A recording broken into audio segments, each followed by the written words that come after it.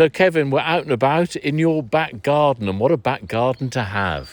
Absolutely wonderful. Really super place. It's lovely, but where are we? We're in the centre of Kirkby-on-Bane, just outside of Woodall Spa, and we are in the cluster of nature reserves called Woodall Spa Airfield. Quite a significant area here, both from its historical background, but also from a nature point of view as well. It's a really very rare habitat that we're standing on here. It was part of the Cover Sands heathlands, which was a huge inland heathland. Much of it is gone now, but we've got some huge fragments left here at Kirkby Moor Farm and in around the surrounding area. There's also the huge significance of the military past. We manage 500 acres of RAF Woodall Spa, which was home to 5 squadrons, including 617. So after all the dam raids, they were stationed at Woodall. And do we still see any of that sort of history when we go around the sites as well? We've got 2 objectives with managing these clusters of reserves. One is to manage it as a nature reserve in the most sustainable way, but to preserve as much of the military past history as we can find. So we've still got the original runways, we've still got some of the buildings there, we've still got a lot of the infrastructure, some of the machinery is still there, and we try to conserve as much of it as we can. And is that a challenge in itself, working the 2 together? It's not a challenge in itself. They almost complement one another. The nature reserves are managed in a sustainable way using our livestock. The military buildings, we've got a huge body of volunteers who are keen to help, and they pile in and help with a lot of the practical physical management. How long have you been involved then with the Trust working in the area? Well, I'm the new boy with the Lincolnshire Wildlife Trust. I've only been here for 18 years. But what a place to be. Now, are the different nature reserves sort of different in what they offer in terms of species and habitat? There's a huge selection of habitats in a relatively small area. We're only talking maybe about 1,000 acres.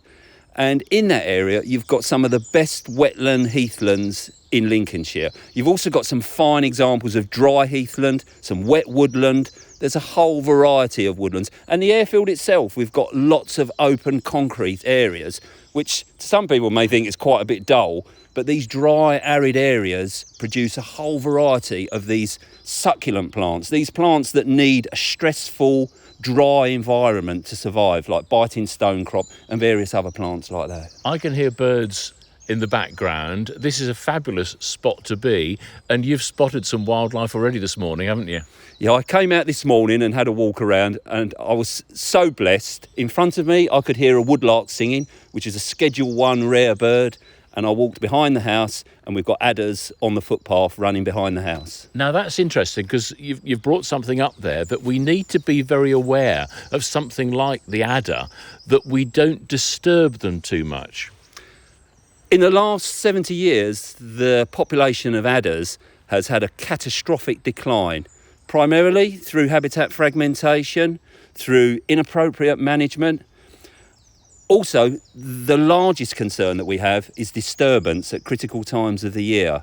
90% of the adder population is going to be extinct from the UK in the next 15 years. Wow. So we've got to hold on to what we've got. And this disturbance is the critical thing. When they emerge from hibernation, they lie out, and it takes 2 weeks for them to shed their skin before they go. They're really vulnerable at this point. So it may be tempting to come and get that great photograph at that point, but we really need to leave them alone, because if we disturb them, they move and then they come back again. But this constant moving backwards and forwards, they're slowly starving to death because they're relying on their food supply from the previous year, their fat reserves. They're using that up, and we're slowly causing them to starve to death. So please stay away from adders at that time of the year. And what sort of environment do they like? I mean, we don't want to encourage people to go looking for them. I can't think that many people would want to go and find a snake, to be honest with you. Adders are usually so elusive. They're secretive and elusive. And in the summer, they'll just be gone. You won't ever see one, or you might see a tail going off. But this sort of heathland environment is exactly what they want. They need dry, open areas to lie out and bask in the sun for this critical period before they shed their first skin and they go off. So you can find them. They can be just lying on the sides of the footpath sometimes because they're looking for that open area. So you could find them potentially anywhere.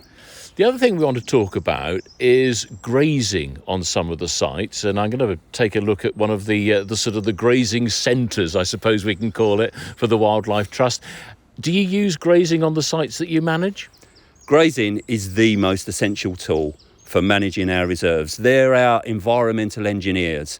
I couldn't physically manage all the reserves that I'm responsible for with just tractors and things like that. It's not good for the environment, it's expensive, and we're championing the Rare Breed Survival Trust in the fact that we're using Lincoln Red cattle.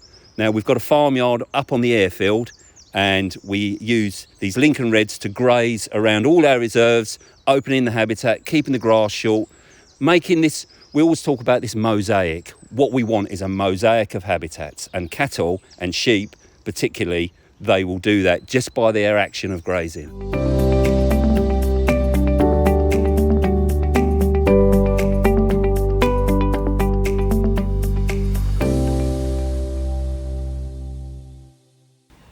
So, Cicely, we've arrived at grazing headquarters for the Lincolnshire Wildlife Trust. So where are we?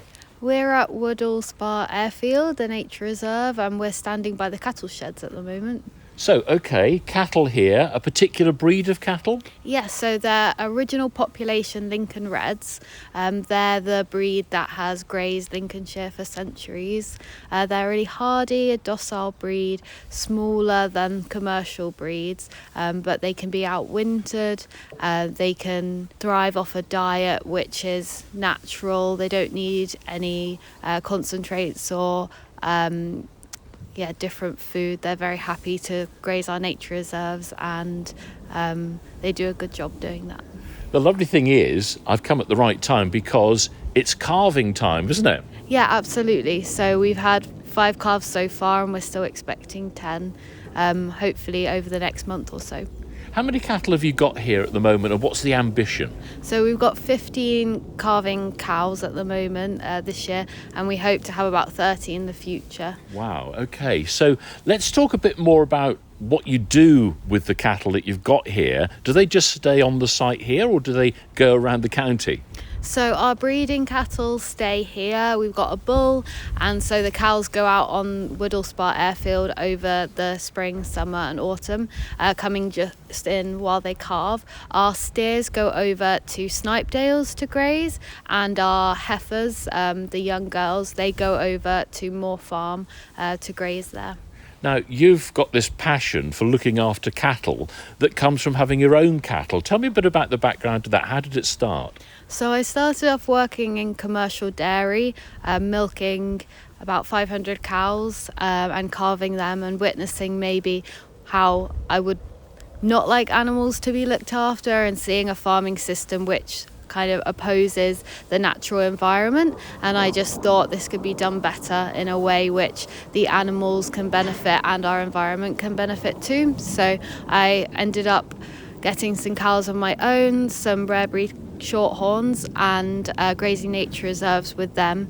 And so it's a real passion of mine, and it's wonderful that I get to do it every day for my job. And you've still got some of your own cows as well, haven't you? Yes, so they graze another Wildlife Trust site called Wisby Nature Park near Lincoln, and also Frampton Marsh RSPB. Now, you actually live on site, so how long have you been doing that, and what's it like? So I've been here 2 years, and it's incredible to wake up every day on a nature reserve. The amount of wildlife I can see from my window is wonderful, and the sights and sounds, definitely not human sounds. It's lots of birds, animals. It's incredible. Now, no mooing at the moment, which is very disappointing. All I can hear is eating going on in the background, because the cows that we're beside at the moment, most of these have actually produced calves now, haven't they? Yes, absolutely. I'm always surprised by how crunchy hay seems to be. But yeah, they're eating the hay which we've made on our own hay fields here. Yep. Now, what about the importance of grazing? What are the advantages then of putting cattle out on some of the sites to graze? So obviously cows have created, or herbivores have created our natural landscape. They have been here for thousands of years, grazing. They can help control the encroaching scrub. They make a nice diverse sward. They naturally fertilise the soil, and they're obviously causing a lot less disturbance than when we go in with big pieces of machinery, compacting the soil and creating a very habitat which is all very similar. We've created a lot of diversity within the structure of our fields because our cows are the ones that manage it. And Lincoln Red, they seem ideal. Well, obviously for Lincolnshire, certainly. Yeah, absolutely. They're very hardy. They can just do the job on their own. They don't cause as much compaction to the soil because they are smaller, and they would ideally love to be out all the time. If it wasn't as wet, they would be. What about the practicalities of getting them to and from the other centres? Because our cows are so docile, it's a lot easier than it would be with some wilder cows. And we've got a really great handling system here, which enables us to get the cows loaded into the trailer nice and easily.